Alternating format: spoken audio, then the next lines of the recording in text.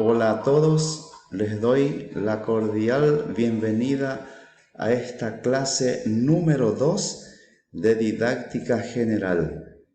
Un gran placer para mí poder compartir con ustedes una vez más experiencias significativas. Esta vez nos convoca el tema Didáctica como arte y ciencia. Además, la didáctica tradicional, la didáctica moderna, la pedagogía, la didáctica y demás ciencias. En la clase anterior habíamos analizado juntos temas referentes a la introducción a la didáctica. Hemos analizado juntos diferentes definiciones según autores. Aprendimos, por ejemplo, que la didáctica es el arte de enseñar. Esta vez entonces nos trazamos nuevos objetivos específicos que comparto a continuación. Comprender la relación de la didáctica como arte y ciencia. Identificar la diferencia entre la didáctica tradicional y la didáctica moderna. Y por otro lado, establecer la diferencia y semejanza que existe, por ejemplo, entre la didáctica, la pedagogía y demás ciencias. Seguidamente, vamos a analizar las informaciones. Por un lado, la acción educativa requiere ¿de qué cosas? Primeramente, de una parte teórica. Y por otra parte, también referente a la práctica. La didáctica justamente es lo referente a la forma de enseñar, que viene a ser la práctica.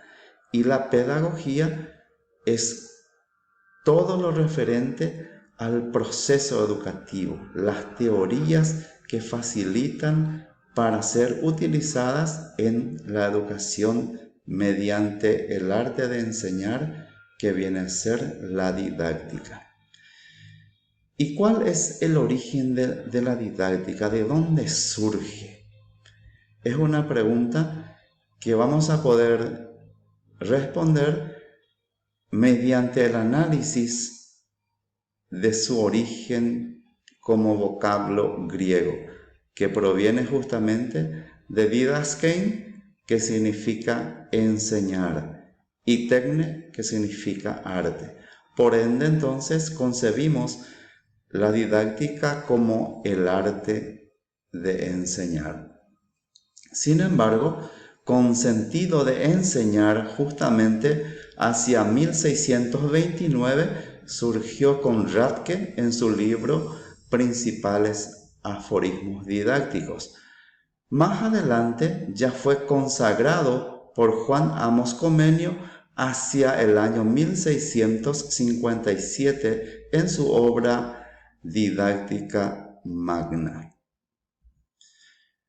La didáctica significó primeramente arte de enseñar, y como arte, la didáctica entonces dependía específicamente de la habilidad para enseñar, dependía de un grado u otro de la intuición que tenía el maestro o la maestra a la hora de enseñar.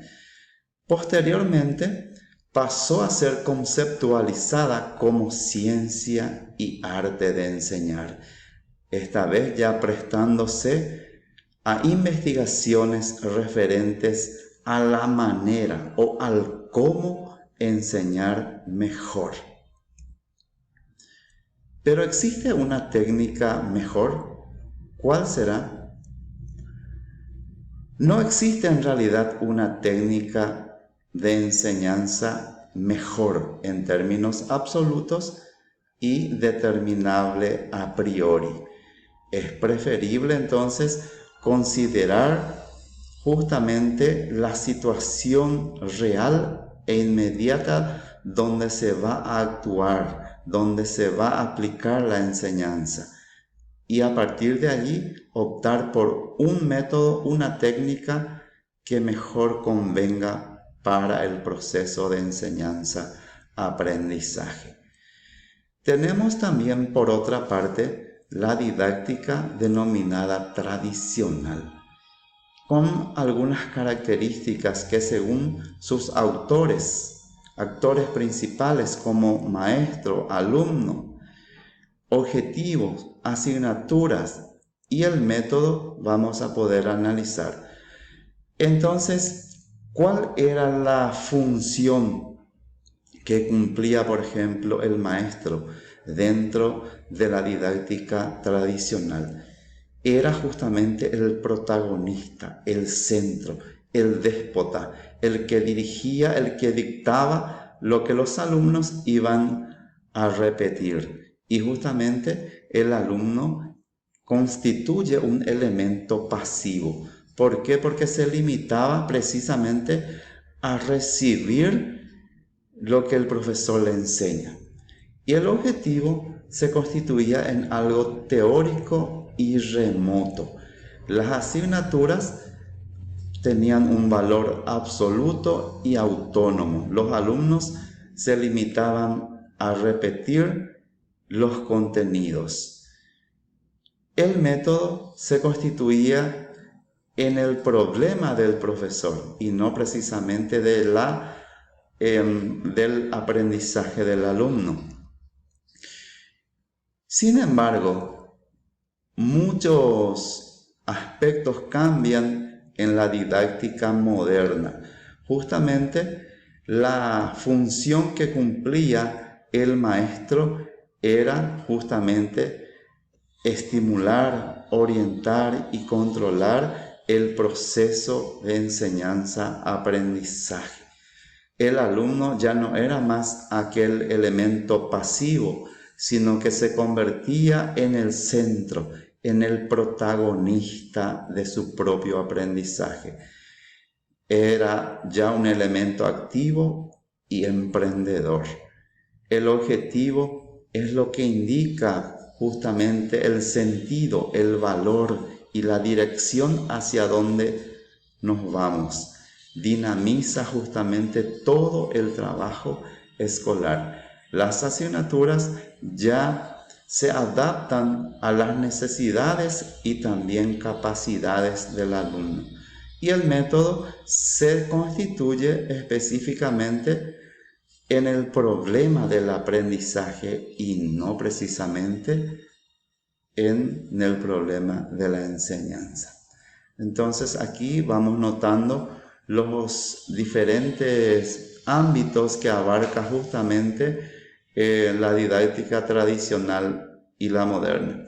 Posteriormente vamos a ver juntos los problemas fundamentales de la didáctica. Y esto surge justamente cuando nosotros nos preguntamos cómo organizar la marcha de los trabajos dentro de la enseñanza. O por ejemplo, cuando nos preguntamos cómo vamos a estimular y motivar a los alumnos. ¿Cómo vamos a dirigir o manejar el desarrollo de la clase? ¿Cómo guiar con seguridad a los alumnos en el marcha de su aprendizaje? O por ejemplo, ¿cómo organizar un plan eficaz de trabajos prácticos? ¿Cómo diagnosticar y cómo rectificar el aprendizaje a tiempo si fuese necesario? ¿Cómo orientar a los alumnos para un aprendizaje auténtico? Todos estos problemas, como por ejemplo, cómo comprobar y valorar con exactitud y objetividad los frutos logrados, esto teniendo en cuenta siempre el rendimiento escolar y educativo. Estas preguntas, cuando nos surgen en la mente o en la planificación del docente, nos estamos refiriendo justamente a los problemas de la didáctica. Posteriormente vamos a ver la relación de la didáctica con las demás ciencias. Por ejemplo, la pedagogía, la didáctica, la ciencia de la educación. Y es precisamente un tabú para muchas personas, muchos estudiantes, que hasta hoy día confunden, por ejemplo, las definiciones que representan o las características de cada una de estas ciencias, como por ejemplo de la psicología educativa, la filosofía de la educación, sociología de la educación y la historia de la educación. En ese sentido, la pedagogía es arte y también ciencia, pero la diferencia fundamental es que para la pedagogía su objeto de estudio es el fenómeno educativo del ser humano en cualquier etapa de su vida. Justamente trata acerca de la educación humana. Por otro lado, la didáctica también es una ciencia y también es arte. Quien enseña puede transmitir a los alumnos una serie de conceptos claros, ordenados y fundamentados que tratan de reproducir mentalmente las principales ideas, tesis y procedimientos que componen el arte de la didáctica. Y a esta sistematización fundamentada que orienta al arte de enseñar es lo que se la denomina ciencia didáctica. Y esto es lo que tenía planeado compartir con cada uno de ustedes, mis apreciados alumnos de la Facultad de Filosofía, especialmente del primer año en didáctica general. En la plataforma ustedes van a estar recibiendo el material de apoyo. Ruego que puedan analizar, leer, para posteriormente completar los ejercicios, los cuestionarios que ya están dispuestos en nuestra plataforma Moodle. Les deseo éxitos y vamos a seguir aprendiendo juntos. Hasta pronto.